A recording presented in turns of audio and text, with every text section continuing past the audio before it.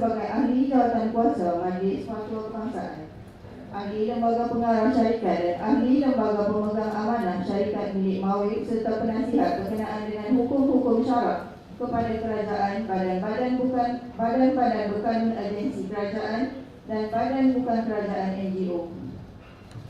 Menyandang jawatan panel penasihat Fakulti Syariah dan Undang-Undang Universiti Sains Malaysia, panel pakar Syariah Zaki, Fellow Dakwah Yadi, ahli lembaga pengawalan dan pelesenan percetakan Al-Quran Kementerian Dalam Negeri, juga ahli majlis panel Syariah Bank Negara.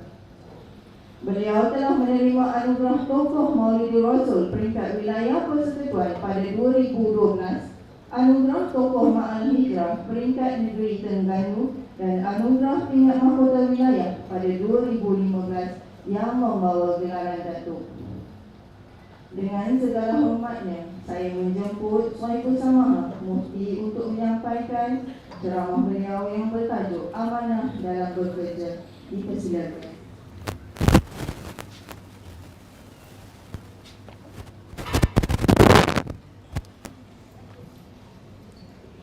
Assalamualaikum warahmatullahi wabarakatuh. Selamat pagi. Alhamdulillahi rabbil alamin. Wassalatu wassalamu ala asyrafil anbiya'i wal mursalin wa ala alihi wa sahbihi ajma'in. Subhanaka la ilma lana illa ma 'allamtana innaka antal alimul hakim. Wala hawla wala quwwata illa billahil aliyyil azim. Amma ba'd. Yang saya kasihi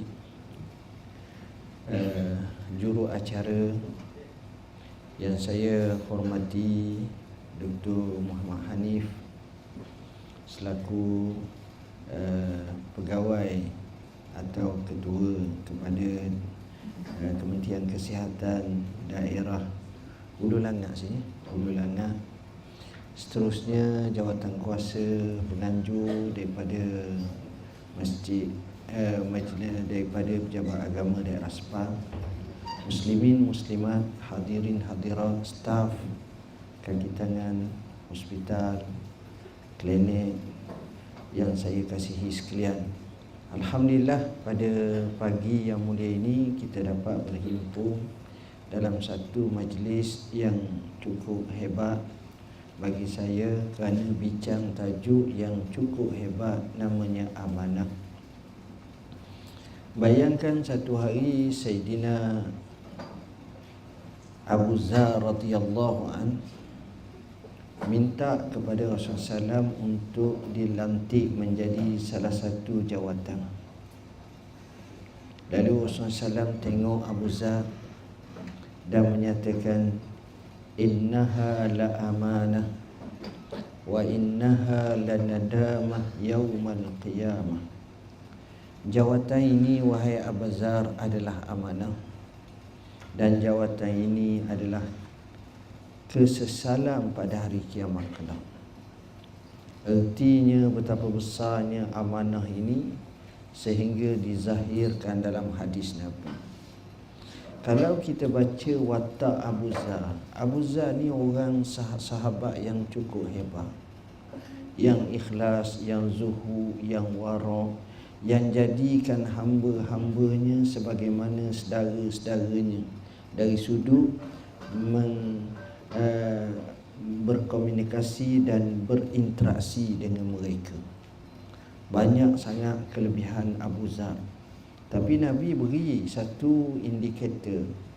Masalahnya bukan masalah baik, masalahnya bukan masalah jujur semata-mata, tapi masalah yang di sini pula timbul masalah kelayakan. Jadi kelayakan ni penting, jujur penting, gabung dua itu baru sebenarnya. Bagaimana Allah Subhanahu wa ta'ala rakamkan kisah yang cukup menarik.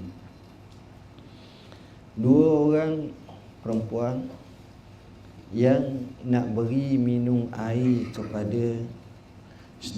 kepada kambing-kambingnya. Lalu datang Nabi Musa. Nabi Musa tolong.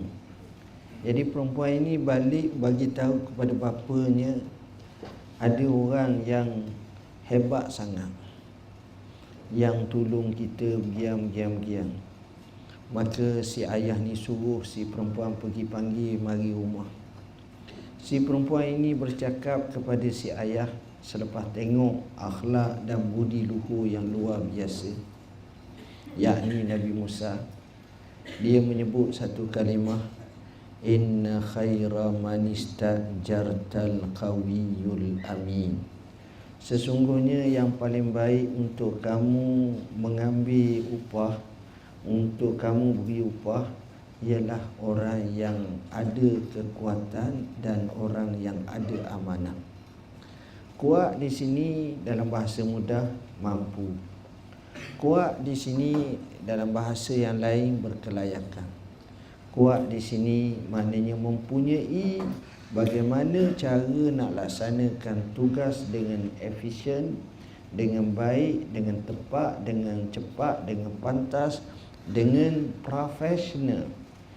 Maka kuat di situ mesti ada ilmu, ada kemahiran, ada skill, ada macam-macam yang boleh menjadi alat bantu utama penyelesaian kepada tugas-tugas tersebut. Kemudian yang kedua, tak dapat tidak mesti amanah amin. Amin ini, amanah ini adalah amat penting.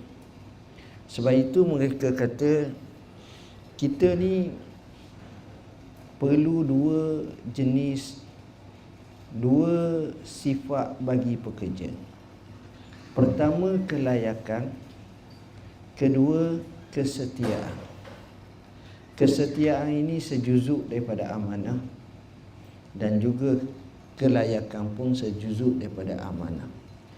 Ramai orang layak tapi tak setia. Ramai orang setia tapi tak layak. Jadi kalau bergabung antara setia dan layak, dia akan menjadi satu momentum yang cukup besar. Dia akan menjadi high impact. Yang ini yang kita nak ambil dan kita nak bincang pada hari ini. Tuan-tuan, kadang-kadang kita tengok satu benda kita boleh buat kerja, tapi kita kena bergabung sampai 10 orang baru selesai. Maka kita buat. Tapi ada orang satu benda dia seorang je buat. Orang lain 10 orang, dia seorang je. Maka kita tengok nilai macam tu. Betapa orang ni hebatnya dia. Orang macam ini yang tenaga mahir, tenaga yang high profile ini, yang ini dalam bidangnya itu kita boleh yakin dia. Kita rasa semangat dengan dia. Yang ini yang kita nak. Kita nak zaman sekarang bukan sekadar sami'na wa ata'na, kami dengar dan kami buat, tapi ada kecerdikan, ada kebijaksanaan, ada kemampuan melaksanakan tugas dengan sebaik mungkin. Jadi di sini saya akan bincangkan dengan tuan-tuan sekalian berkenaan dengan senaraian amanah yang sepatutnya terwujud dalam masa kita berkhidmat kepada agensi kerajaan atau mana-mana agensi sekalipun. Perkara pertama, tuan-tuan, tak dapat tidak kita mesti ada ilmu.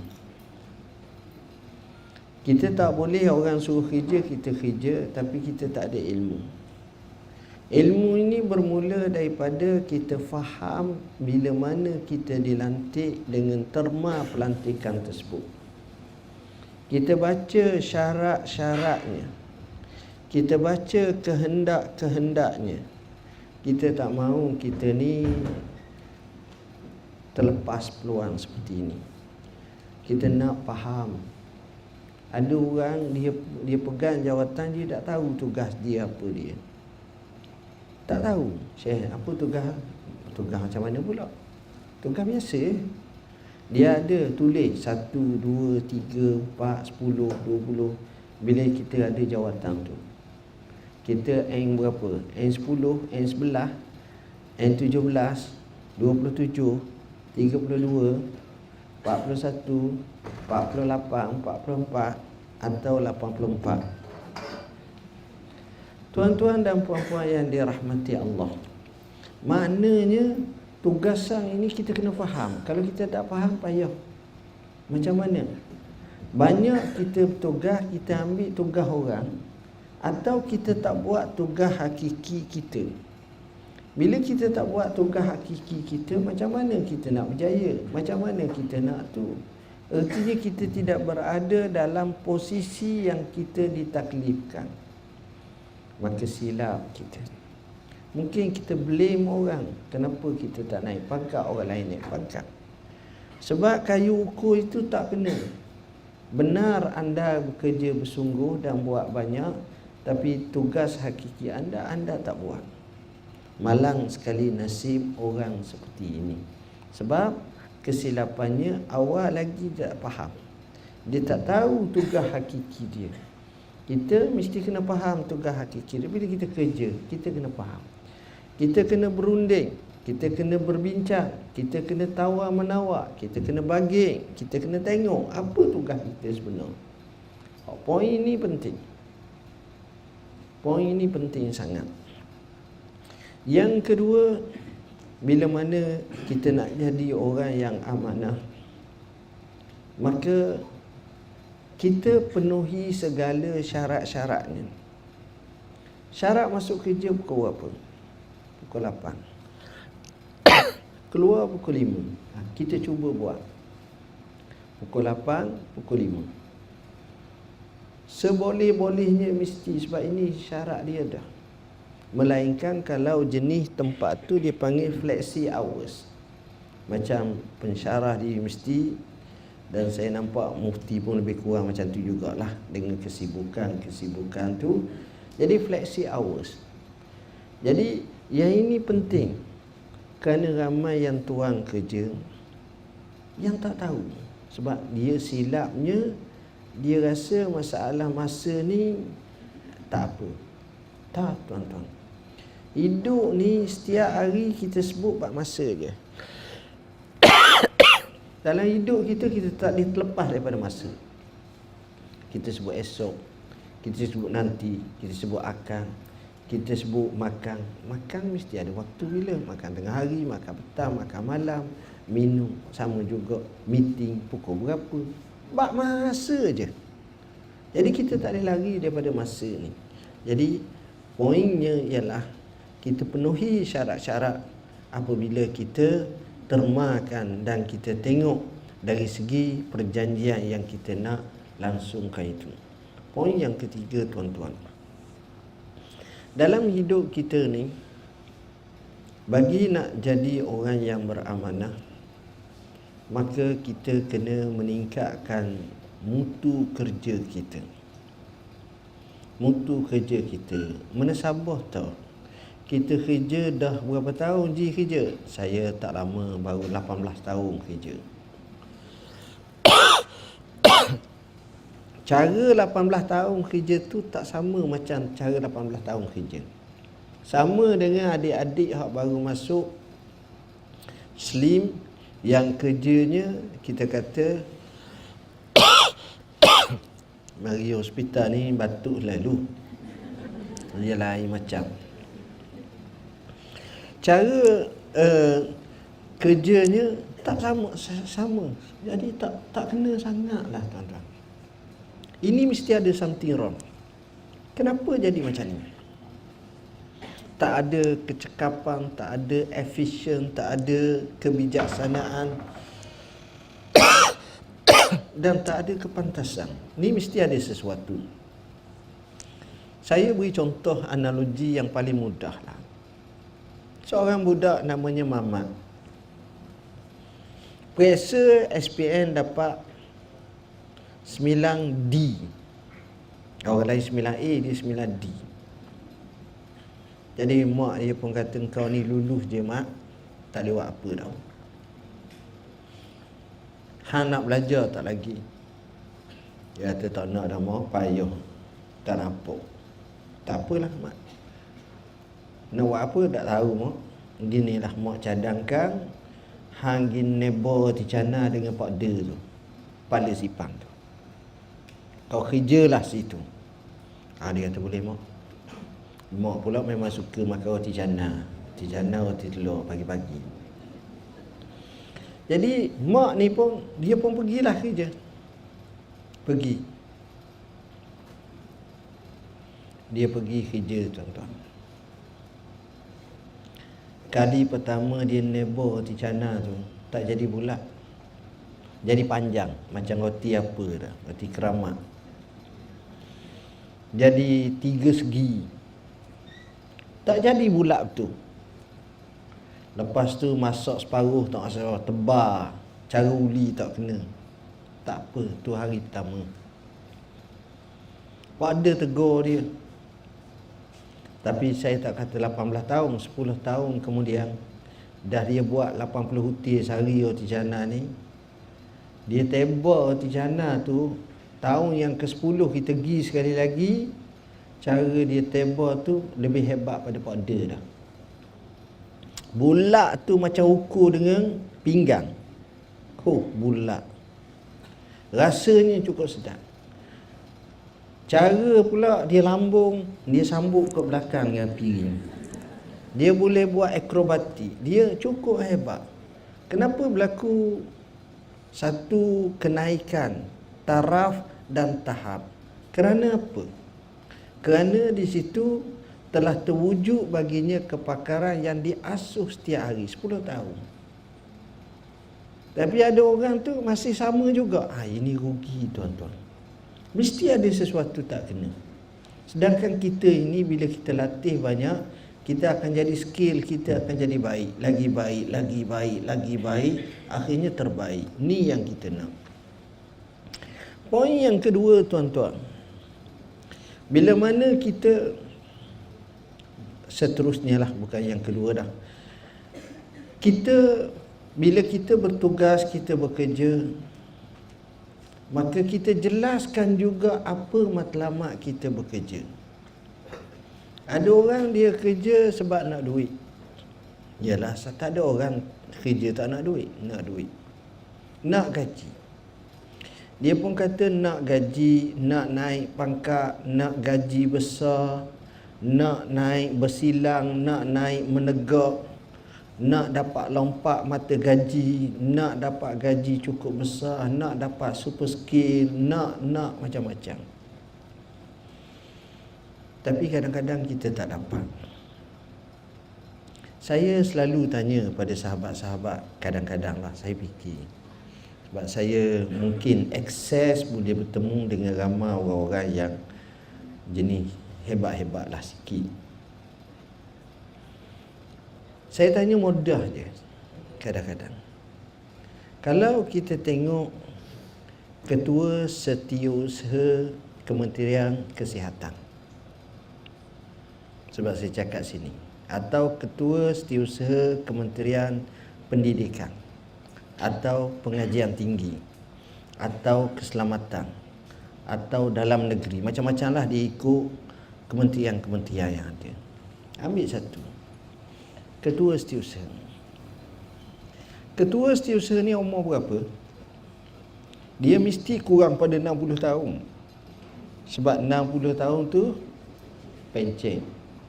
Kadang-kadang umur dia 50 tahun, 51 tahun, 52 tahun. Kita ambil lah 50 tahun. Sebab ada yang umur 40 tahun lebih dah. Jadi dah, kita ambil umur 50 tahun. Melalui PTD ke ataupun apa ke, 50 tahun. Kalau 50 tahun, dengan keadaan dia tu menjadi ketua setiausaha, sama ada turus 3 ke atau jusa A ke, turus 2 ke, pandalah, katakanlah jusa A je, cukup lah, ataupun turus 3 lah. Kita ambil seorang baru fresh graduate, umur 24 tahun. Tapi kalau dia doktor, umur dia 26 tahun, katakan. Buat housemanship setahun atau 2 tahun, dah jadi dapatlah 41. Kemudian sekarang ni dia lompat terus 44, katakan. Kita ambil time base cukup. Ambil 8 tahun, dia naik 48. Umur dia 35 katakan, baru 48. Ambil 4 tahun lagi, dia dapat 52. Ambil 5-6 tahun lagi, dia dapat 54. Ambil 5-6 tahun lagi, dia dapat 56. Ambil 5-6 tahun lagi, baru dapat jusasi. Ambil 5-6 tahun lagi, dapat jusabi.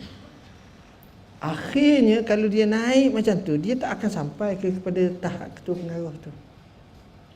Dia tak akan dapat. Baik.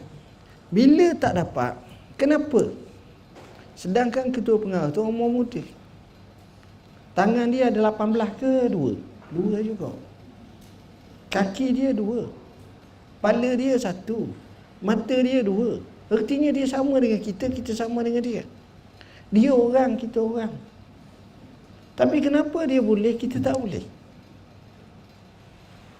Kerana padanya ada keistimewaan. Dia ada experience yang cukup banyak. Dia pergi bentang. Dia ada jena antarabangsa. Dia ada dengan PBB. Dia ada bincang dengan Middle East, dengan Western, dengan Eastern, kat mana pun dia bentang. Dia bertembung dengan pakar-pakar. Hipotesisnya baik. Diagnosisnya tepat. Pandangan dan fahamannya itu diterima pakai. Tengok, kedudukannya naik tinggi. Tapi kadang-kadang orang lain tak dapat explore macam tu. Jadi apabila dia bercakap dengan pengalaman-pengalaman seperti itu, berbeza hak yang duduk, saya passion saya, passion sakit nak marah. Sekadar tu. Biasa. Tapi yang ni jauh. Jadi di situ, daripada qualified itu, dia layak. Dia boleh bercakap dalam nada yang cukup jauh ke depan. Kerana pengalaman itu mengarifkannya, mematangkannya. Di mana ini menunjukkan bahawa dia layak. Dan kita tengok orang macam ni, cara dia kerjanya smart. Be smart, sangat smart. Dia tak kerja macam kita. Pertama mungkin in detail, mungkin smart, mungkin pantas, mungkin dia dapat buat decision dengan cepat.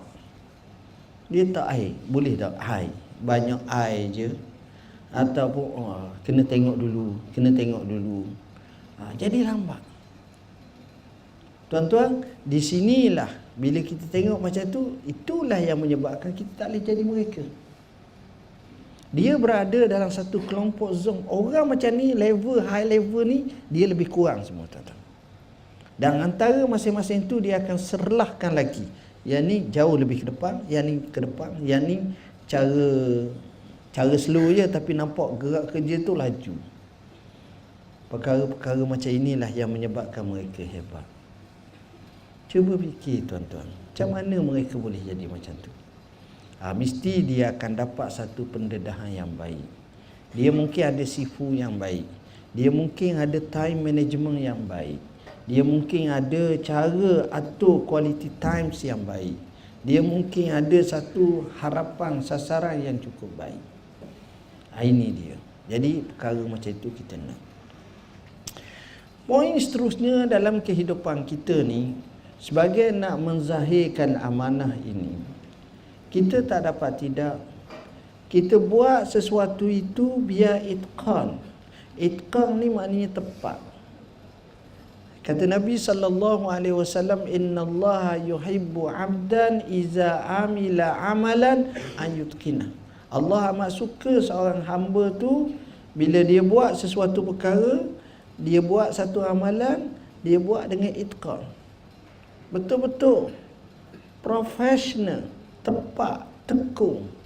Orang kata memang kelas yang tinggi. Orang tidak syak lagi. Hak ni mahal. buat dengan itikaf dalam bidang apa pun tuan-tuan. Ketua Pengarah Kesihatan Malaysia ziarah saya tahun lepas rasa, bincang isu cerita pengalaman perubatan di China. Zaman sekarang ada orang China di China, orang Cina di China yang hanya memakai satu kaedah namanya akupuncture. Kehebatan akupuncture tersebut sampai kepada tahap bedah secara akupuncture menggunakannya tanpa sebarang alat-alat medikal yang lain. Maksud saya ubat-ubatan, dos apa-apa tak ada semua. Sekadar guna cara akupuncture. Pembedahan secara sedar tanpa bius. Dan orang bedah boleh bercakap. Sedangkan pada masa itulah jantungnya dibedah, bukan kita kata minor operation. Saya kata ini hebat. Artinya ada ilmu sampai kepada tahap berubah ni sampai tahap boleh berlaku. Dan banyak kita dengar macam di India, Ayurveda ke dan sebagainya. Tapi ada yang itqan betul-betul sampai tahap tu. Jadi kita tak mahu kita injek orang di mana penagih dadah lebih tepat lagi injek pada tubuh dia pada kita injek. Dan sebab dia skill 8 kali sehari, injek. Bukan untuk dia saja, untuk kawan-kawan dia injek. Dia kena urat, sampai urat tekuk dia kena, urat leher dia kena, di perut pun dia tahu kat mana tempat nak injek. Jadi maksud saya kena tengok macam itu, skill macam tu. Bidang-bidang yang lain pun bila sampai kepada tahap macam ni, kita akan rasa seronok. Kepakaran hak ni, saya rasa apa bidang pun bila sampai pada pakar seronok. Ada satu hari tu jiran saya lama dah, cerita ni belah tahun dah. Saya dah tahu kerja dia apa. Isteri dia tu dentist. Jadi kita tak tahu dia kerja apa. Tapi peliknya kalau kita hantar makanan kat dia, dia balas makanan tu. Kalau nasi goreng, mi goreng tu, dia lebih hebat pada perempuan hias. Comel je. Satu hari dia ziarah, saya cakap, saya tanya kerja apa? Dia kata kerja saya chef. Oh, chef. Jadi chef ni luar biasa. Kata chef hak paling hebat hak mana kata? Dia kata chef hak paling hebat hak sokok paling tinggi kata dia. Tu. Ada hak putih tu tinggi. Saya tak tahulah dia bergurau dengan saya. Saya tanya dia, chef Wang macam mana? Itu dipanggil celebrity chef. Chef Wang, chef ada tu ada tu. Yang hak master chef ni dia lain. Dia kata chef yang pakar, dia pergi tu baru pun dia tahu kurang garam, kurang gula. Bukan kecap kita kecap. Mu rasa macam mana? Aku rasa tak berapa ke. Syaitan ni tak berapa tu. Aku rasa manis dah ni. Tapi kalau hak pakar ni baru je tahu dah. Tambah. Itu pakar chef. Master bahagian tu. Kita nak macam tu. Bila dia pakar. Orang yang kerja kereta, buka saja bonet depan tu, bunyi enjin, tahu lalu dah sakit ni. Terus beki. Ni tak saya rasa, ni kok saya rasa. Dia tak rasa pun. Dia rasa. Hot ni rasa hot tu. Jadi macam mana tuan-tuan? Tak ke mana? Sebab itulah kepakaran macam ini adalah amat penting. Kita nak sampai tahap tahu dah orang ni begini, orang ni begini, orang bidang masing-masing. Sama juga dalam bidang-bidang yang lain. Kepentingan untuk kita sentiasa mengupdatekan bidang kita dan mengupgradekan bidang kita. Ini paling penting, di mana di situ sejajar dengan gaji yang kita dapat, upah yang kita dapat. Baik. Poin yang seterusnya tuan-tuan, dalam bab amanah ni, kita tidak lagi boleh zaman sekarang merasa semangat dan rasa seronok dengan kerja secara one man show. Tak mungkin dah tuan-tuan. Zaman sekarang kerja yang paling hebat adalah kerja secara team building. Satu pasukan yang baik. Kita tak boleh, kalau kita bijak pun, kalau kita seorang, tapi bantuan kita tak ada hak bijak-bijak, maka kita tak ke mana pun. Tapi bila kita ada hak bijak, maka pada masa itu barulah kita boleh. Kita ada satu pasukan yang baik, barulah kita berjaya. Kalau tak, kita tak berjaya. Ini team building kita ni penting sangat dalam kehidupan kita. Tuan-tuan, contoh yang paling nyata. 2014 pasukan bola sepak berlawan. Pasukan bola sepak berlawan. Main pula di Brazil. Galiknya Brazil tak akan kalah di gelanggang sendiri, tapi dimalukan dengan 7-1 kalah. Tak pernah berlaku dalam sejarah daripada Nabi Adam AS sampailah sekarang. Brazil kalah. Kalau saya tanya orang perempuan, kalau Brazil lawan Malaysia berapa rasa? Macam Piala Sukan C ni lah. Malaysia beat berapa? 4-1 Brazil kena. Boleh? Maknanya jahil bagi yang bola. Dia tak tahu. Minta maaf lah. Sebab kadang-kadang dia tak cana, bukan minat. Tak apalah. Brazil ni antara top 3, top 5 dunia bola. Pemain-pemain bola di Brazil ni, kalau dia mari duduk Malaysia lah, semua Datuk Seri, Tan Seri ya, kata-kata. Neymar baru dijual 200 pound sterling lebih, bersamaan 1.2 bilion. Maknanya dia boleh beli seluruh pasukan bola Malaysia. Liga Super, Liga Perdana dia beli habis. Dengan coach dia beli. Anak rakyat mahalnya. Jadi poin yang saya nak ialah, kalau kita tengok Brazil ni, dia tak menang Piala Dunia baru ni sebab dia ada Neymar. Argentina, pemain terbaik dunia, dia ada Lionel Messi, dia tak menang. Portugal, dia ada CR Ronaldo tu, dia tak menang. Tetapi yang menang adalah Jerman, kerana Jerman ada satu pasukan yang baik.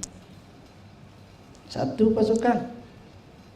Jadi kita ni dalam kerja ni, dengan satu pasukan berbeza dengan pasukan yang pelbagai. Yang ada seorang je yang hebat, 2 orang, 3 orang, tak jadi. Jadi apa-apa pun kita buat macam tu. Dan saya percaya sistem yang berlaku ni adalah sistem yang berpasukan.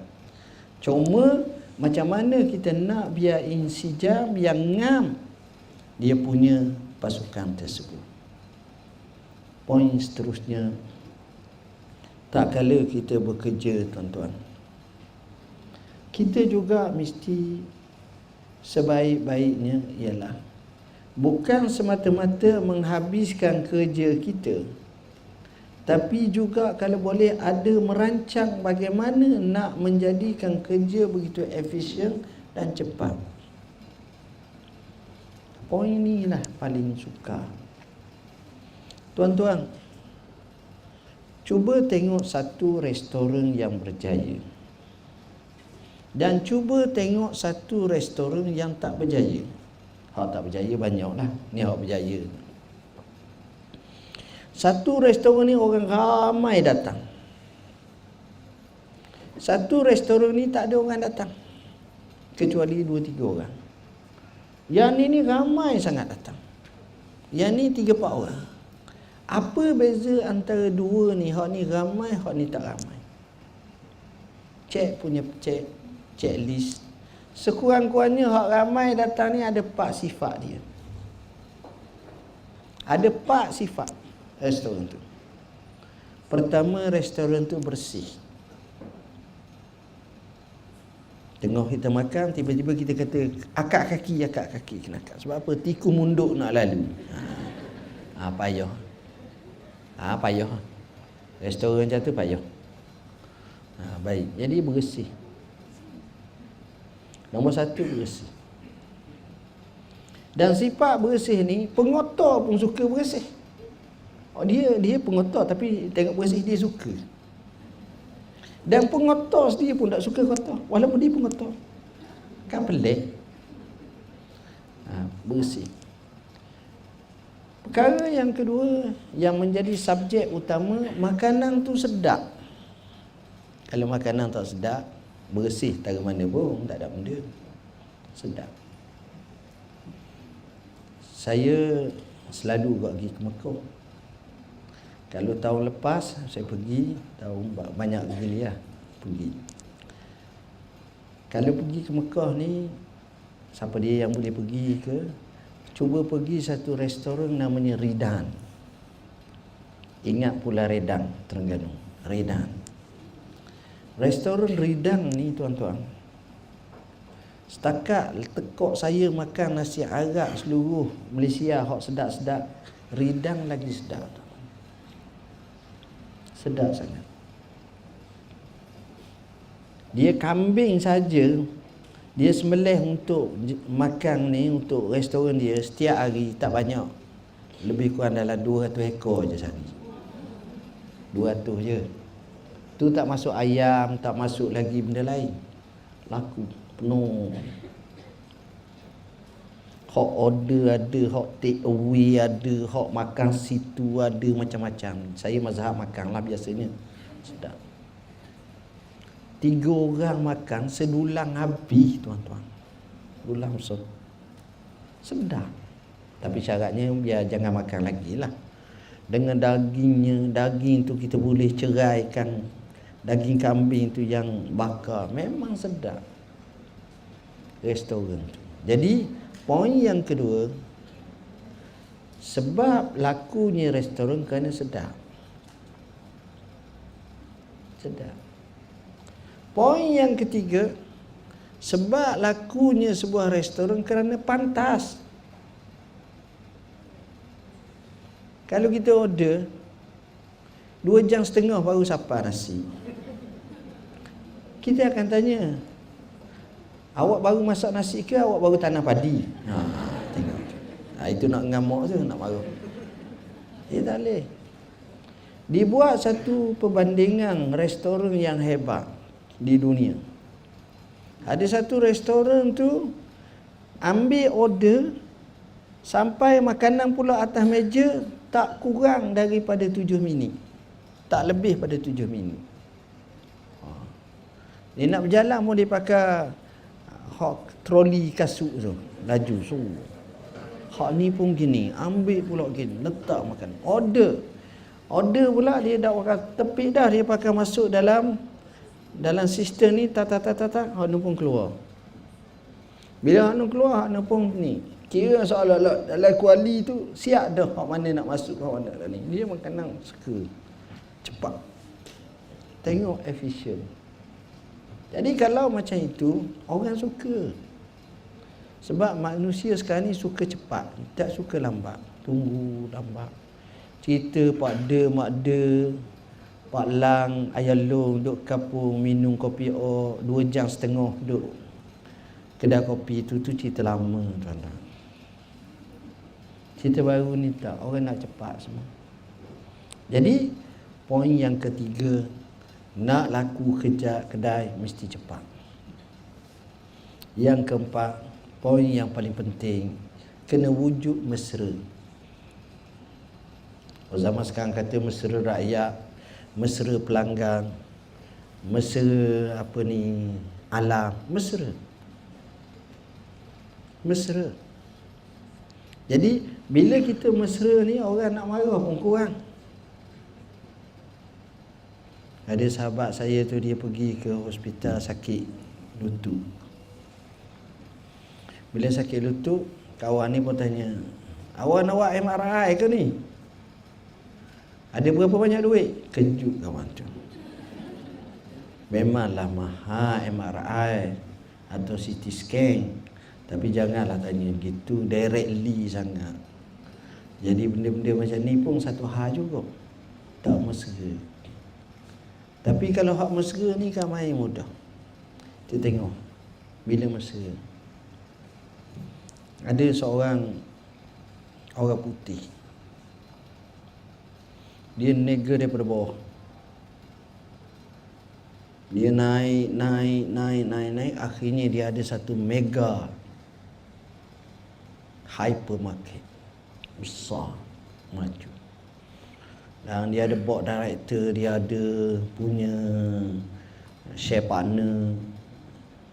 Satu hari tu meeting bos atasan.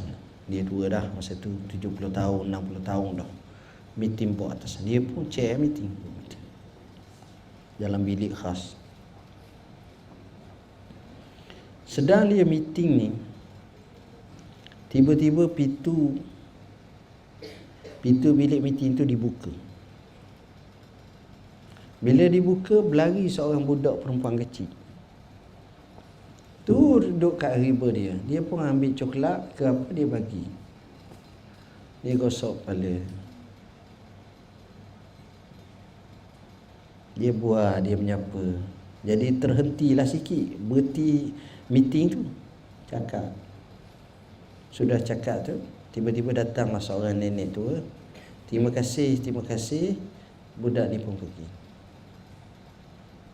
Jadi tetamu yang sedang meeting ni terkejut.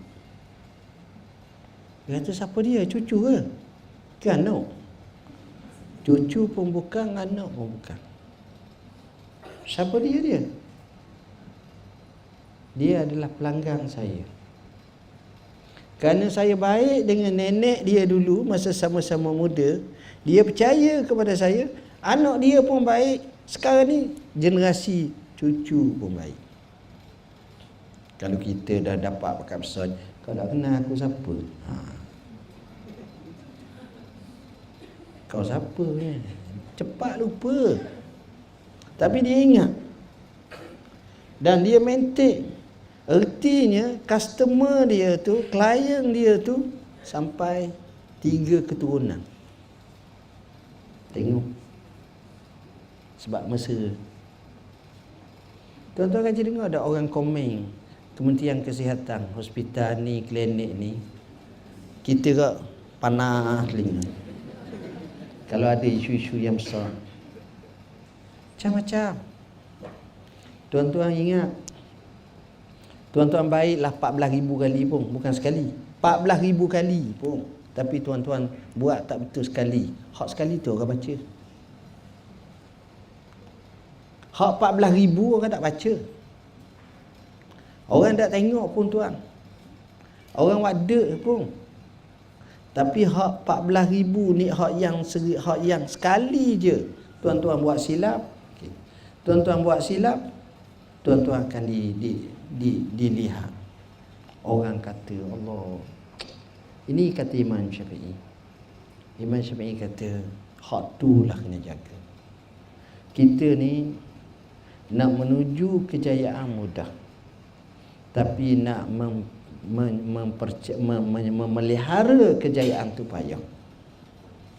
Nak menuju kecemerlangan mudah, tapi nak memelihara kecemerlangan tu payah. Maknanya konsep istiqamah tu payah. Duit RM1 nilaian kita berapa banyak? Besar masa kita kecil dulu. Tapi tak kala gaji kita RM5,000 sebulan, nothing duit RM1. Kalau 10 sen tu ada je. Tapi orang yang hebat, duit RM1 itu dia tetap nilai hebat. Sebab dia faham. Jadi sebab itulah poin seperti ini perlu juga seseorang itu kena menginsafi diri. Seterusnya, dalam kita bekerja, kita kena ada satu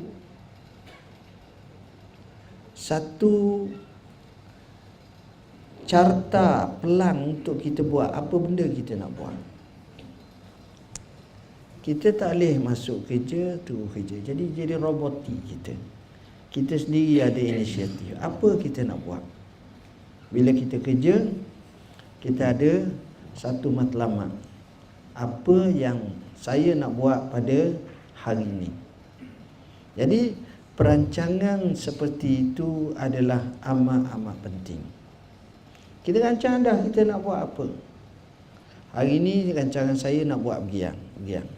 Esok nak buat begini. Lusa nak buat. Kadang-kadang kita boleh tarik untuk esok tu selesai dah sebahagian hari ini. Tengok. Anak murid yang berjaya, anak murid yang sentiasa mendepani masalah. Selesai dulu. Anak murid yang tak berjaya, anak murid yang selalu kelang kabut. Assignment cikgu atau pensyarah suruh buat, nak ambil pada hari Jumaat minggu depan. Dia akan buat pada pagi Jumaat sejam sebelum hantar. Tapi orang yang hebat, dia dengar saja assignment tu, petang karang atau dah. Baru cakap hari ni petang karang atau dah. Itu berjayalah dia. Tengoklah rekod. Berjaya orang macam ni. Sebab dia mendepani masa. Artinya selepas pada tu banyak lagi. Ada berapa hari lagi? Ada 7 hari lagi benda lain yang dia boleh buat. Tapi orang ni kelang kabut. Temu orang, Syekh, anak SMA tak siap hari. Syekh, assignment tak siap hari. Duk zikir assignment tak siap. Assignment tak siap. Tak apa-apa. Tak ada apa-apa. Sebab kita terhanyut. Dan kita ni jangan macam tu.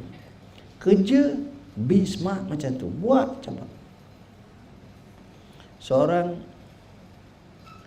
doktor atau kaunselor yang hebat, nama dia Dr. Sadler. Pengalaman untuk kaunseling orang ni banyak. Satu hari datang kepadanya seorang lelaki, ambil appointment. Jadi bila dia datang, sampai giliran dia, Dr. Sadler panggil dia duduk depan. Dia pun bukalah mulut, "Tuan Doktor, saya datang ni ada masalah." Tengah bercakap, handset berbunyi. Zaman dulu tak ada handset, telefon meja. Sadler buat, dia pergi jawab, "Okey, saya hantar telegram sekarang." Tu dia hantar. Masuk. Tengah bercakap, bunyi lagi. "Okey, saya suruh dispatch saya hantar sekarang." Tengah bercakap, bunyi. Pergi. "Okey, saya akan buat sekarang." Akhir sekali dia datang. Dia kata, "Tuan, sekarang saya akan selesaikan masalah tuan sekarang." Kata orang ni kepada Dr. Sadler, "Wahai Tuan Doktor, masalah saya sudah selesai." Kalau kita gerang tu, marah tu. Dia kata, "Masalah saya sudah selesai sekarang." Hai, macam mana selesai? Belum petang lagi, belum apa lagi. Dia kata, "Satu lagi saya nak." Apa dia? "Boleh tak saya masuk bilik Dr. Sadler?" Yang kata boleh. Dia pun pergi masuk bilik. Bila masuk bilik, dia tengok dalam bilik tu, atas meja tu kosong. Atas meja kita berterabur banyak. Kosong. Macam baru pindah. Kosong. Dia balik. Selepas 2-3 minggu, dia datang balik.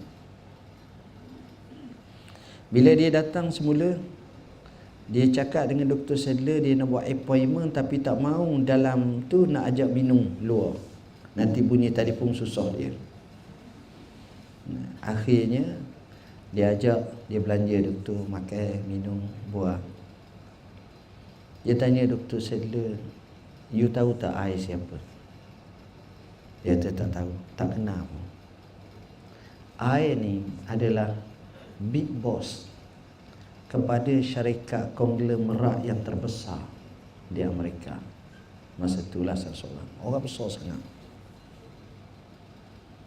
I punya pejabat besar, bilik I pun besar, bilik dia pun besar, meja dia pun besar, failnya banyak. Tak muat satu meja, ambil satu meja lain. Tak muat, ambil sampai 3 meja, 4 meja penuh dengan fail. Itulah keadaan saya. Saya buntu macam mana saya nak buat. Tapi bila saya masuk, saya tengok cara doktor jawab saja telefon, kata sekarang saya selesai, mana tak bertangguh, masa tu saya dapat 1 poin. Dan setiap kali kalau kita Syekh hantar telefon bola Syekh pukul 4 petang kan, Pak kita pergi main bola dah. Orang pun gini. Esok pukul apa tu? Kau anda pukul apa? Kau anda pun dia tak ada, dia makan pagi dulu. Jawapan tu bukan jawapan yang menyebabkan dihakkan masa bila. Ni rugi. Orang ni orang rugi. Katanya hasil daripada saya tengok, saya perhati, sebab apa saya nak masuk bilik tuang, saya nak tengok atas meja tuang ni orang yang cakap serupa bikin tau. Kalau duduk banyak bertangguh, tengok tak selesai. Tapi tuan tak, atas meja tu bersih. Bersih atas meja ni ada 2 sebab. Sebab yang pertama sebab nak pindah, bersih je. Kena transfer ke Tanjung Maling, bersih meja. Sebab yang kedua memang dia ni orang yang workaholic, kerja sungguh, selesai. Tengok hebat orang macam ni. Jadi selepas daripada tu, Dr. Sadler tengok, dia kata saya bagi tahu kat doktor, hasil daripada saya ambil cara doktor buat ni, daripada fail yang bertimbung tinggi, expire tak expire ni saya buat macam zaman kita panggil 5S lah, sisi, sepi, sapoh semua sekali tu. Yang tu hak mana tu kita bersih betul-betul, akhirnya dia jadi orang yang hebat. Tengok, tak tangguh. Tapi kalau kita duk paspung banyak, masa berjalan, umur berjalan. Nagdu wa naruhu lihajatina wa hajatu man ashala tanqadi. Kita pagi-pagi, petang-petang duk sibuk dengan hajat-hajat kita. Hajat orang hidup tak habis-habis. Lepas satu, lepas satu. Tak bijak. Macam mana kita nak ambil peluang? Kita ambil peluang, kita buat, kita jana, barulah kita percaya. Orang macam ini keamanahannya cukup tinggi, tuan-tuan. Tuan-tuan, dalam hidup ni ibarat satu perjudian, satu perjuangan, satu perniagaan. Ada yang rugi, ada yang untung. Ada yang labanya banyak, ada yang tak ada laba langsung. Makin kejar masa, makin tak cukup. Tapi makin biar masa, akhirnya dia akan tak tahu apa benda saya nak buat. Kesian orang macam ni. Orang lain penuh boleh buat. Otak kita boleh berjalan. Tuan-tuan ada anak tau. Kalau ada anak, tengok anak kecil. Anak kecil ni maksud saya umur 5 tahun, jangan umur sebulan tak tahu kali. Umur 5 tahun, 6 tahun. Tuan-tuan tengok anak. Perhati je dia. Dia ni tak akan boleh duduk diam. Lepas satu coteng ni dia lain. Kata orang tu, orang cerdik pandai, satu kerusi letak dalam bilik, letak seorang tua, dia congok je. Kadang-kadang tidur atas kursi itu. Tapi satu kursi letak seorang budak, kursi tu jadi bola, kursi tu jadi kereta api, kursi tu jadi kapal layar, kursi tu akan jadi tempat dia boleh buat Mr. Caribbean tu, macam-macam atas satu kursi. Dia boleh naik, boleh sebut merdeka atas kursi itu. Atas satu kursi. Sebab daya pemikiran dan daya gerakan kepala otak dia ni mikir ni laju sangat. Cepat. Saya ada kawan seorang tukang lukis. Kerja dia lukis. Ada 2-3 orang. Tapi hak ni saya cakap, lukis ni bagus dia. Dia kata nak lukis ni dia kena datang idea. Ilham. Saya tanya dia, Mona Lisa tu lukisan macam mana? Molek tau, hebat. Ni orang pelukis lah. Orang pelukis kata, tulisan tu kalau nak banding nilai harga dia, seluruh bandar Perancis semua sekali mahal lukisan tu lagi. Allah, doa tu. Dia orang kaki lukis dan kaki tengok lukisan ni, seninya lain tuan-tuan. Rajin pergi dekat IJN. Sebelah IJN tu, seberang jalan tu ada Pustakaan Negara, ada ni. Salah satunya ada Balai Seni Lukis Negara. Tuan-tuan tengah masuk sekali. Saya masuk lama dah. Saya masuk, lukisan macam-macam cantik. Tapi saya hanya mengambil masa dalam setengah jam, siap semua. Molek ni, lawa ni. Tapi kalau kaki pelukis 3 jam satu lukisan pertama tak selesai hari. Tengok. Nengung. Saya setengah jam habis dah. Pusing habis dah. Boleh buat tu. Dia tak, dia tengok. Apa benda mikir tak tahu. Tengok. Tengok tu. Tuan-tuan faham tak maksud saya? Penghayatan tu, ya Allah, lain. Okey. Dia cerita, dia kata lukisan ni hak paling mahal bukan lukisan gambar orang, bukan. Gambar orang, gambar doktor, gambar pesakit tu tak mahal. Hak lukisan paling mahal tu hak tuliskan coreng je, hak tu mahal. Dia pelukis tu nak coreng tu, nak lukis tu, ada makna tu. Hari tu kelam sikit sebab bini dia marah kuat dia, gaduh. Hari lain ceria sikit, cerah mana. Hari tu dia happy. Hari lain dia ni macam ke Slumberland je. Biasa je. Main colour, main warna, cara kasar tak kasar tu mempengaruhi peribadi orang tu masa dia pegang pink tu. Alat lukis tu, cara warna. Tengok. Jadi dia kata kalau budak lukis tu ada mana tu, nilai tinggi kata. Macam kita, kalau kita bukan kaki lukis, orang kata melukis ni kertas lah ni, apa pemikiran kita? Aku nak sudah ya. Aku nak sudah je aku suruh lukis. Tu cara perangai orang tak menghayati lukisan tu. Dia tak. Jadi begitulah maksud saya ialah kadang-kadang kita kena kreatif. Kreativiti ini nilai tambah yang hebat. Nilai tambah yang hebat. Jabatan kita tengok kadang-kadang tuan-tuan suka tak kalau tuan-tuan pergi ke pejabat, pergi ke sekolah, pergi ke hospital tu tengok ramai je orang duk tunggu. Tapi kalau bagi kita ini tak apa, relax berada. Ni memang biasa dia dah. Susah. Tapi ada orang tu bila dia tengok macam tu, dia fikir macam mana nak selesai jumlah yang ramai ni dengan cepat. Ada cara tak? Mesti ada cara. Takkanlah tak ada cara nak manual semua dia tak. Dia tak boleh cara lama. Ustaz, kita kena ikut prosedur, SOP, dah siapa dia suruh lawan. Tapi ada SOP tu hak manusia buat. Ada benda hak yang kita boleh fikir. Pengarah angkasa Malaysia tu, dia kata apa? Kalau kita boleh berjalan A ke B ke C, kenapa kita tak fikir nak jalan A ke M? Tuan-tuan nak pergi Mekah. Sekarang ni orang nak pergi Mekah. Zaman dulu pergi dengan apa? Kapal layar 6 bulan. Hak baru sikit baru 3 bulan. Hak baru lagi 15 hari. Kalau start cruise sekarang ni. Ataupun seminggu. Sekarang orang tak main tu dah, orang main kapal terbang. Kapal terbang 8 jam, 9 jam.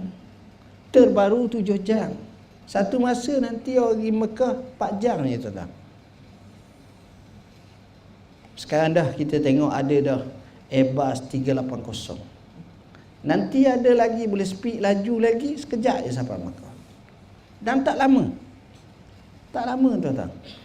Saya bagi mungkin ada 20 tahun je lagi. Tuan-tuan akan tengok orang Mekah tu 4 jam je. Silap-silap dia pergi hari ni, esok balik je. Tu, anak nak pergi Mekah. Tengok esok balik dah. Tuan-tuan nampak pelik tau. Saya tanya sahabat saya ni orang yang baik. Dia kata ada orang kaya di Malaysia pergi Mekah hanya nak sembahyang Jumaat je. Dia ada private jet, siapa ya? Orang yang low profile. Saya tanya sahabat saya, boleh tak kita pergi Mekah sehari? Boleh kata. Caranya kita pergi naik malam, contohnya malam Jumaat pukul 8 malam, kita terus pergi ke Madinah. Kita akan sampai mungkin dalam pukul 5 pagi, boleh sembahyang subuh di Madinah. Sudah sembahyang subuh di Madinah, sudah sembahyang ziarah Rasul, terus ke Mekah. Sampai Mekah sembahyang Jumaat. Sebab dia ambil masa 5 jam ataupun 4 jam. Sebab bukan sembahyang Jumaat dulu. Umrah dulu. Sudah umrah tu sembahyang Jumaat. Sudah sembahyang Jumaat tu masuk di hotel, mandi dengan tawaf wada dah, terus balik. Dia boleh buat, dia pernah buat sekali kata. Tak payahlah kalau kita modal sikit, gilah 15 hari, banyak lagi. Boleh ibadat tu. Tapi ada pula macam tu. Pantas. Dia fikir macam tu. Jadi bila fikir macam tu, senang. Saya selalu tengok kadang-kadang di klinik tulis. Tapi biasanya di Jabatan Kerja lah. Terima kasih kerana sabar. Anda dilayan 15 minit lagi. Kita cek. Ni 45 minit tak layan lagi. Kalau macam tu, tutup. Jangan pasang. Jadi backfire pada kita. Kita kata 15 minit lagi nak layan. Tengok, dah. Hala kawal tak apa. Hala kelewat jangan. Itu pengalaman lah yang kita tengok. Tuan-tuan dan puan-puan yang dirahmati Allah, selepas saya bincang bab amanah tentang dunia semua sekali, saya nak tutup sebab nanti kita buka soal jawab. Cakap slow-slow pun sejam dah tuan-tuan, sejam dah. Biasa saya ceramah sejam je, ni hari ni saya kejut sampai sejam setengah. Tak apa. Saya nak tutup isu bab amanah bab ni mudah ya. Apa yang kita buat, itulah hasil yang kita akan dapat. Siapa dia yang amanah tinggi, siapa dia yang dapat buat dengan sebaik mungkin, kedudukannya akan tinggi. Kalau tak. Jadi di situ kata pujangga, kama tadinu tudang. Sebagaimana kamu buat begitu, begitulah kamu akan dibalas. Kita buat baik, kita akan dapat baik. Ada tak kita tengok dalam orang kampung kita ni, ayahnya cikgu, maknya suri rumah. Cikgu dedikasi. Dia tak kaya. Dia pencen pun orang panggil cikgu juga. Dia hanya cikgu biasa. Tetapi 5 orang anak-anaknya semuanya pakar besar. Doktor pakar, engineer, peguam terkenal, ustaz yang masyhur, semua berjaya. Semua berjaya. Kenapa? Kerana berkat dia buat, dia mengajar, dia ikhlas, dia ni. Jadi unsur ikhlas tu kena masuk. Kerja-kerja tuan-tuan. Saya kata siapa dia tak nak gaji. Semua orang nak gaji. Tapi apakah gaji yang dibagi pada kita sesuai dengan kerja kita? atau kurang sangat. Yang inilah yang sepatutnya kita sentiasa muhasabah. Kita nak biar gaji kita dapat, tapi usaha kita memang banyak, memang sesuai, barulah kita akan berjaya dalam hidup. Jadi kita akan rasa tenang, kita akan rasa puas hati. Dalam poin terakhir, bila kita kerja, jadilah orang yang ikhlas dan orang yang jujur.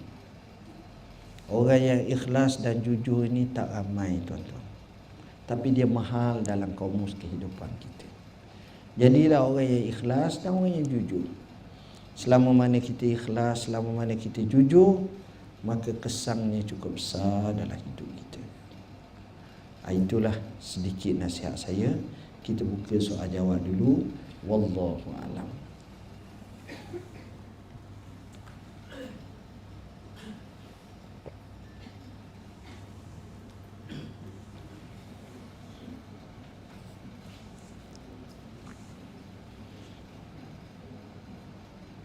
Untuk warga kerja 3 bulan dijemput untuk sesi soal jawab.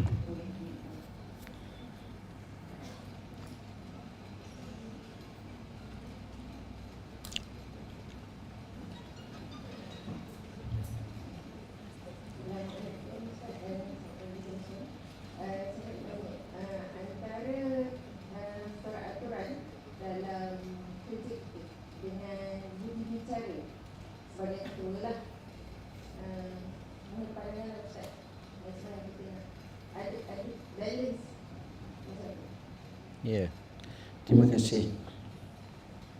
Dia mana-mana pun tuan-tuan, budi bicara ni perkara yang amat penting. Peraturan ni merupakan yang perlu dipatuh sebab dia atur, tapi budi bicara adalah amat penting. Sebab ini cara interaksi. Wa khaliqin nasa bi khuluqin hasan. Hendaklah kamu berakhlak dengan manusia dengan akhlak yang baik. Jadi budi bicara ni menyebabkan seseorang tu rasa seronok. Kita ni kalau hidup kerja dengan hak semata-mata ataupun peraturan semata-mata, kita akan jadi orang panggil rimas dalam hidup. Jadi peraturan itu hendaklah disulami dengan budi bicara. Bahkan budi bicara ni pula kena tengok macam mana bentuk. Budi bicara yang hebat itu menyebabkan rasa seronok manusia. Saya beri contoh mudah. Seorang pakcik tua mari, dah lah gauk, pakai ni tokak pula. Yang pimpin pula makcik tua juga. Semua yang dia nak apply itu selesai semua dah, lengkap. Tapi satu je tak lengkap, photostat IC. Hak tu je tak lengkap. Lalu kita pun cakap, makcik ni IC dah cukup, pergi photostat. Nak kat mana ada? Saya tak tahu, pandai-pandai lah. Kawan tu terkejut. Noh ada noh pergi Pekang kat 3 km lagi, 5 km. Belakang kita ada lapang ke mesin photostat. Lapang. Orang kata nak tolong photostat yang tu. Minta maaf ni hak kerajaan, tak boleh photostat. Saya ingat kalau sekeping kerajaan halal, tuan-tuan. Dia tak marah. Lainlah waris bandar besar. Tu satu benda. Ini budi bicara. Sebab kerajaan ni untuk nak khidmat pada rakyat. Benda-benda macam itu. Melainkan kalau memang pakat ramai-ramai, jom kita photostat situ. Jadi dia jadi mesin photostat. Tu soal lain lah. Tu pula. Ni hak ni budi bicara ni penting, tuan-tuan. Sebab bila saya deal dengan orang-orang yang besar, kebanyakannya budi bicara terlalu tinggi. Saya masuk hospital orang ni. Dia kata masuk, kata Allah, Umur hidup dah rajin masuk hospital. Masuk boleh keluar lah. Ni masuk tak keluar. Allah. Rupa-rupanya tak boleh masuk hospital ni. Masuk hospital ni jadi lemah semangat. Betul rupanya. Sebab kita gagah dia suruh duduk atas wheelchair. Allah, lemah. Tak boleh rupanya. Dari segi seko tu memang kalau kita betul lah. Betul. Tanyalah doktor. Sekarang doktor hebat-hebat. Bila dia sendiri masuk, sama juga. Psikologi manusia macam tu. Baik. Jadi bila masuk tu saya tengok, saya kata bila boleh keluar ni doktor? Dia kata esok lah keluar. Kata tak apalah, petang ni saya nak keluar, saya sibuk sangat. Okey, boleh. Budi bicara. Apa-apa yang boleh dibudi bicara bagi saya ini penting, dan ini juga sebagai tanda keluhuran kita, kebaikan kita. Budi bicara. Apa yang boleh selesai, apa yang boleh mudah. Jangan, Allah, Nabi sebut yassiru wala tu'assiru. Kamu mudahkan, jangan memayahkan. Kita kalau kita mudah orang mudah kita. Kita tak kira dengan orang tak kira kita. Ada sahabat saya sayang dia, kagum, baik sangat. Sahabat saya ni tolong saya nak pergi ke Mekah. Cerita 2 hari pun ya. Pasport nak ambil daripada kawan di Terengganu. Kawan di Terengganu cari kapal terbang penuh, tak ada. Jadi nak pasport juga sebab nak isukan tiket, visa sebagainya. Tahulah musim haji ni tuan-tuan. Daripada pukul 4 petang tunggu sampai pukul 10 malam. Dia tunggu. Sabar dia tuan-tuan. Kalau kita, saya ingatkan doktor-doktor marah dah, malah aku hamba-Mu. Aku pun banyak kerja lain. Sabar. Tunggu. Hak kawan nu pula ceritanya pelik. Bila saya kata entah kena datang juga ni sebab kita nak submit ni, kalau tu payah pula ni, masa terkejar sangat. Okey, baik. Tengok Malindo penuh, Firefly penuh, Mars penuh, Air Asia penuh. Akhirnya dia pergi dekat malam tu, tengok seorang lelaki. Dia kata, nak pergi ke mana? Kuala Lumpur. Boleh tolong saya tak? Kata tolong apa? Tolong bawa pasport saya. Kata tak boleh. Mana boleh tolong bawa pasport orang? Tak boleh. Dia kata saya perlu awak tolong. Dia kata mana boleh. Awak percaya saya? Kawan ni kata. Kawan ni jawab, percaya. Kenapa awak percaya saya? Awak tak kenal saya. Sebab sangkaan baik saya, Allah akan beri mengikut sangkaan baik manusia. Terkejut dia. Mari pasport. Rupanya dia Vice President M-Bank. Orang tu hak tekan bagi tu kawan saya. Jadi rapat dah pula. Ambil. Hak yang ni tunggu. Kata ya Allah, kata semalam dapat approval untuk pergi ke Mekah. Sahabat adalah orang yang rapat dengan saya boleh pergi ke Mekah. Hak ni dapat. Saya fikir, saya kata kalau kita interaksi baik dengan orang, senang. Banyak mudah. Manusia macam saya sebut, yang itu je. Kita ni kalau layang jaga hak ni je, temperature dia turun, tak masalah. Macam tuan-tuan duduk sini. Saya cakap, tuan-tuan ada tempat duduk, mana ada bunyi. Paling kuat pun tidur. Cuba suruh berdiri. Geliat kaki gini. Bila nak berhenti ceramah ni ceramah ustaz, dah cakap 2 jam dah apa dah yang masuk kerja dah. Jadi mari ikut lain pula. Jadi perkara-perkara macam ni, budi bicara ni kita tengok. Janganlah siapa budi bicara kawan ni mari duk sembang siapa kerja hakiki, tak buat. Ada juga kaki nyembang, melainkan dia kerja PRO tu soal lain dah. Sebagai tukang layar. Wallahu alam. Ada soalan lain?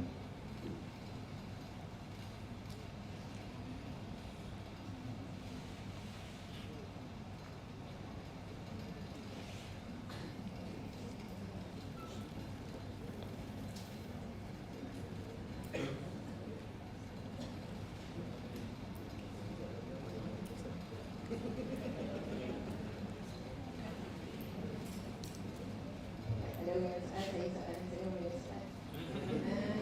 Ustaz, antara bila kita dengan pekerjaan, kita ada, saya yang saya faham, kita kena utamakan kerja kita.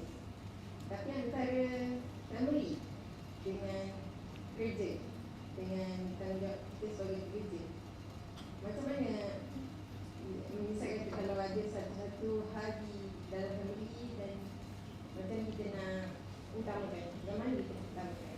Ada beza tak antara wanita dengan Ya. Saya tengok dalam isu ni kita ada klausa-klausa undang-undang. Kadang-kadang anak sakit, keluarga sakit, boleh ambil EL. Jadi janganlah kita tak pergi, tak tahu, kemudian lama tak pergi. Sebenarnya ni orang panggil hati, jujur.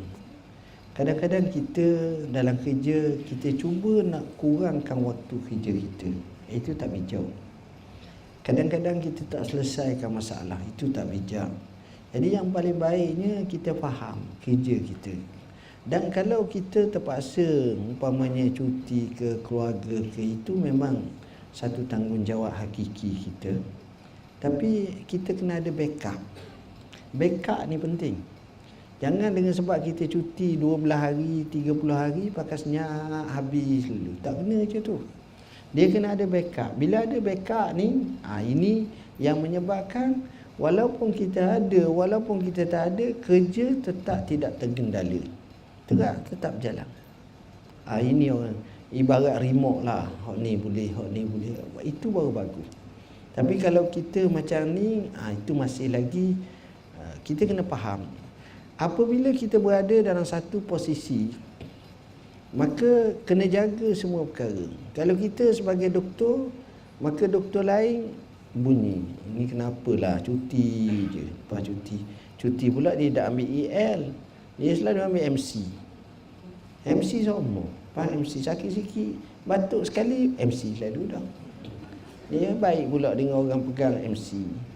Ada rasa sakit belakang, goyak korang sakit belakang, MC lalu dah 3 hari setengah.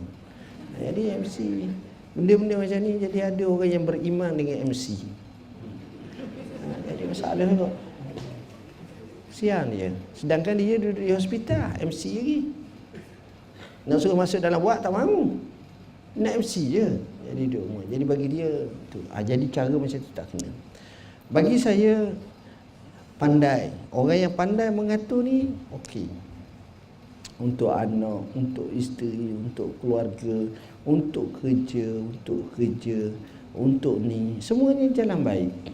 Sebab itu dalam hidup ni seimbang paling baik. Seimbang paling baik. Jangan dunia saja. Jangan akhirat saja. Jangan agama sahaja. Jangan kerja sahaja. Workaholic semua. Rumah tangga huru-hara. Ni family man ni. Baguslah dengan family dia.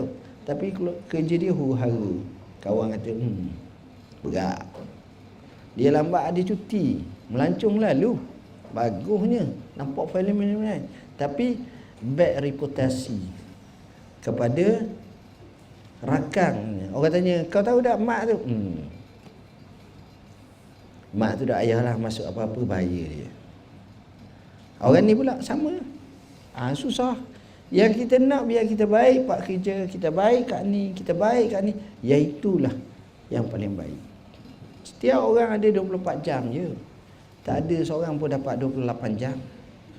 Jadi bila 24 jam, macam mana kita susun atur 24 jam kita? Dan saya tengok antara bala yang paling besar sekarang ni, bala handset. Yang mengambil tempat yang paling banyak dalam ruang hidup kita. Saya dah fikir rupa-rupanya handset ni, kita kena kembali pada fungsi asal dia. Sebagai bahan maklumat sikit dan bahan perhubungan. Kalau kita duk layang je anak-anak kita berapa banyak, sampai kadang-kadang main game, main ni, kadang-kadang jadi tak tahu hala tuju, main handset. Jadi benda ni tak comel lah. Tak comel sangat tuan-tuan. Ini pun kena tengok balik. supaya kita hidup, orang panggil hidup sihat. Kadang hidup sihat ni bukan tubuh saja sihat, akal sihat, fizikal sihat, perasaan sihat, jiwa sihat, hati sihat, semua sihat. Barulah kita berjaya dalam hidup kita. Jadi ada lagi satu lagi soalan. Wallahu a'lam.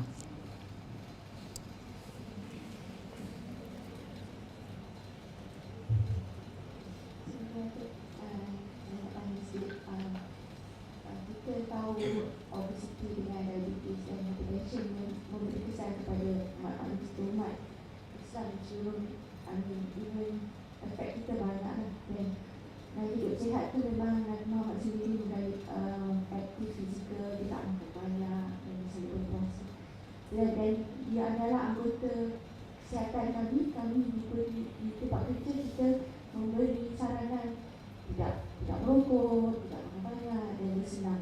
Tetapi itu dalam kerja kita memberi nasihat macam tu. Tapi dalam aktiviti harian kita, dalam hidup kita tidak bersenam, tidak kita pun merokok dan kita pun overeating. So apa pendapat tentang kita do not practice what we preach? Ya. Terima kasih. Ini cabaran yang paling besar dalam hidup.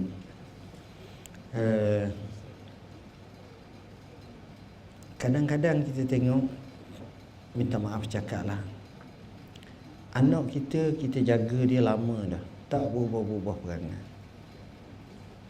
Kita marah dia, kita kata dia, kita nasihat dia, kita ajar dia, kita suruh dia, kita larang dia, tak berubah-ubah.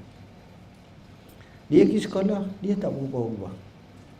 Tapi dia masuk satu camp motivasi, sehari setengah, balik berubah. Pelik. Kita ngajarkan main sungguh, tapi dia tak berubah. Itu. Sebab itu kita kena faham, hidayah ni milik Allah. Dia bagi pada orang ni ke orang tu ke. Jadi tak semestinya dapat semua. Maksud saya, dalam hidup ni, perkara yang paling suka adalah nak ubah cara hidup kita sendiri. Itu paling suka. Sebab kita ada tabiat. Tabiat yang kekal dengan kita sampai ke tua. Saya contoh 3 orang, Ahmad, Ali, Abu. Duduk sekapung. Sama-sama membesar. Sampailah umur 10 tahun, masing-masing berpisah. Ali sebab ayahnya polis, kena pergi ke Sariki, Sabah, Sarawak. Abu pula sebab ayah dia, mak dia nurse, pindah pula ke Gua Musang. Dia duduk Kajang. Sampailah umur dia 70 tahun, 60 tahun. Temu di Mekah. Tengok rasa kenal, nama baru kenal. Allah. Hak ni pula Allah. 3 peluk. Kita dulu memang 3 sekawan, kata dia. Hak ni kerja apa? Semua pecen dah. Pecen semua. Hak ni pecen cikgu, hak ni pecen poli, hak ni pecen apa ni jadi tandeng ataupun apalah. Pecen 3. Duduk. Ajak makan roti canai. Mekah makan roti canai. Abu ni setiap kali cakap garu kepala. Daripada 7 tahun, sekarang ni umur 70 tahun, garu kepala tengah cakap. Maka kata Ahmad, Bu, mu ni kalau cakap kau memang garu kepala semua, kata dia. Daripada dulu lagi. Anak ingat lagi. Oh, iyalah aku. Hak ni pula kalau cakap kau tekuk hidung. Pas sekarang ikut hidung. Hak seorang lagi pula ni kalau apa ni nak cakap kau mesti mata kena luah dulu. Jadi perangai tu dia tak boleh ubah. Daripada kecil sampailah umur 70 tahun. Tu hak dak temu lama tu cakap masing-masing. Ada buah-buah kekal. Jadi nak baiki yang itu, lebih-lebih lagi attitude yang baik, ini satu cabaran. Dia yang ini boleh melalui kita rajin belajar, kita rajin beramal, kita nak berubah hidup, kita sentiasa ada hadaf, kita ada tujuan, kita ada matlamat, kita boleh ubah. Sebab itu kadang-kadang kita tengok orang-orang tua kita, dia ni makin tua makin hebat. Bukan hebat dunia, tapi hebat hubungannya dengan Tuhan, spiritual dia. Mukanya bersih, semayang pun lama, ibadat pun lama, duduk di surau masjid pun lama, ibadat. Dia berubah. Bila tanya kenapa berubah macam ni, itulah hubungan dia dengan Tuhan dia. Berlaku macam ni. Ada orang jadi macam tu. Bila anak-anak cucu dia mari, dia pergi masjid, cucu dia kata, tu kenapa tu tak tengok program Raja Lawak, suka seronok dia senyum. Sebab dia berada dalam satu dimensi lain, dalam satu dunia lain, alam lain, alam keseronokan bersama dengan Tuhannya. Dia lebih nampak ni. Perkara macam inilah yang mana kita boleh ubah. Kalau ubah yang tu, isu rokok tak timbul, isu apa ni, hak kita suruh orang kita tak buat tak timbul, kita akan berubah dengan sendirinya. Sebab apa? Sebab kita punya mindset nak berubah, dengan attitude kita nak berubah, maka kita akan terubah dengan sendiri. Jadi itulah yang saya dapat sampaikan. Cuma apa yang kita bincang ni ada dalam buku ni, ke arah peribadi unggul. Tuan-tuan boleh tengoklah. Begitu juga sekarang ni dekat nak korban, saya ada sebut tentang bab fatwa dan hukum akan korban. Sama juga dengan akikah dan sebagainya. Termasuk juga buku yang selalu saya buat pengajaran, iaitu Hadis 40. Salah satu buku yang baik untuk jadi pedoman dalam kehidupan kita, khususnya dalam melayari bahtera kehidupan. Jadi saya rasa sekadar itulah. Mohon maaf bahasa saya guna kasar, tak sesuai dengan khalayak sini. Kepada tuan-tuan, puan-puan sekalian, saya ucapkan selamat Hari Raya Aidil Adha wa kullu am wa antum bi khair. Wassalamualaikum warahmatullahi wabarakatuh. Majlis mengucapkan ribuan terima kasih kepada Sahibul Samahah di atas perkongsian ilmu sebentar tadi. Semoga apa yang dikongsikan dapat kita praktikan bersama di dalam kerja seharian kita. Sebagai tanda penghargaan kepada Sahibul Samahah Datuk Mufti dari pihak PKD Hulu Langat, saya menjemput Dr. Hanif bin Zailani untuk naik